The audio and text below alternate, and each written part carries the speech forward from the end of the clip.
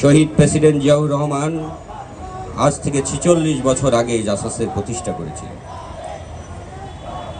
আজ যে ৫ই আগস্টের যে বৈষম্যবিহীন সমাজ গঠনের জন্য যে আন্দোলন শুরু হয়েছে, যে আন্দোলনের মাধ্যমে একটি স্বৈরাচারের পতন হয়েছে, ঠিক ৪৬ বছর আগে শহীদ প্রেসিডেন্ট জিয়াউর রহমান যে জাসাস সৃষ্টি করেছিলেন, আজকের ৫ই আগস্টের সেই আন্দোলনে কিন্তু এই সংস্কৃতি শিল্পীদের অনেক বড় ভূমিকা তৈরি হয়েছে। সেটা ৪৬ বছর আগেই শহীদ প্রেসিডেন্ট জিয়াউর রহমান বুঝেছিলেন।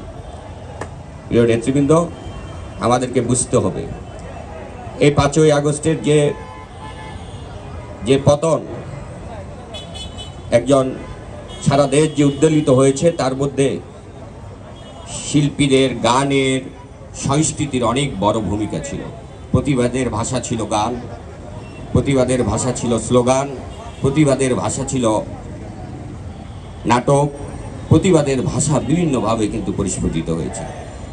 তাই আজকের যে আবেগ, সেই আবেগকে ধরে রাখতে হলে আমাদেরকে এই জাসাসের মাধ্যমেই যে জাগরণের সূচনা হয়েছে সেটিকে আরও বিস্তৃত করতে হবে এবং দেশনায়ক তারেক রহমানের যে ঘোষিত ৩১ দফা, সেই ৩১ দফা বাস্তবায়নে জাসাস একটি পরিপূরক নাম হিসেবে গড়ে তুলতে হবে।